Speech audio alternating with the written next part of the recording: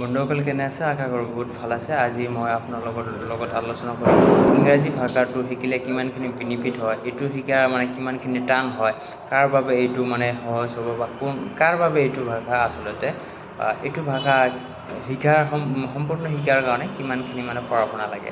চ' মই প্ৰথমতে মই কওঁ, এইটো ভাষা শিকাতে আপুনি যিমান কমে পঢ়ক নপঢ়ক আপুনি 5 পঢ়িব পাৰে। 5 ক্লাছ মানে 5 ক্লাছত পৰা আপুনি ড্ৰপ আউট হৈছে স্কুল, ন' প্ৰব্লেম। আপুনি 2 ক্লাছ পঢ়িছে, আপুনি শিকিব পাৰিব। আপুনি হাই ছেকেণ্ডাৰী কমপ্লিট কৰিছে, আপুনি শিকিব পাৰিব। এইটো ভাষা মানে কি, এইটো এটা ছাবজেক্ট হয়, কিন্তু ছাবজেক্ট হ'লেও মানে আপুনি শিকিব পাৰিব। কিন্তু এইটো ভাষা শিকাত মানে অলপ সময় দিব লাগে। পৃথিৱীত কোনো বস্তু সময় নিদিয়াকৈ নহয়। এইটো বস্তুত আপুনি সময় দিব লাগিব। আৰু এইটো ভাষাৰ বেনিফিটছ কি আছে?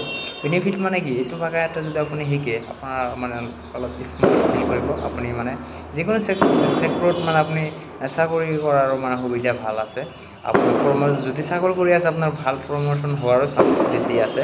আৰু এইটো এটা মানে নলেজটো মানে সকলোৱে গেইন কৰিব বিচাৰে। নলেজ গেইনাৰ কৰাৰ কাৰণে এইটো এটা ভাল এটা হয়। ইংৰাজীটো আপুনি শিকিব পাৰে, কিন্তু ইয়াত জটিলতা কি হ'ল, আপুনি ইয়াতে সময় দিব লাগিব আৰু ইয়াতে ইউনিক কিবা শিকিব লাগিব আপুনি সদায়, আৰু প্ৰেক্টিচ কৰিব লাগিব। মই বিশেষ কৰি মই স্পিকিঙৰ কথাটো কৈ আছোঁ। স্পিকিঙৰ মানে সিমান এটা হাৰ্ড নহয়। আপুনি জাষ্ট মানে বহুতে মানে কি, আজিকালি এনেকুৱা হৈ গৈছে, সকলো দেশৰ মানুহে ইংৰাজী মানে অলপ মানে সকলো দেশৰ মানুহে যিমান কথা পাতে ইংৰাজীটো কিন্তু বেছিকৈ ইউজ কৰি থাকে।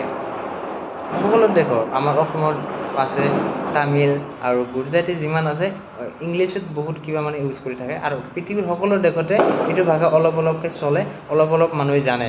বহুতে মানে জানে, সকলো দেশৰ স্কুল কলেজ বুলি ক'লে মানে ইংৰাজী জানা বুলি সেইটো মানে সাধাৰণ কথা।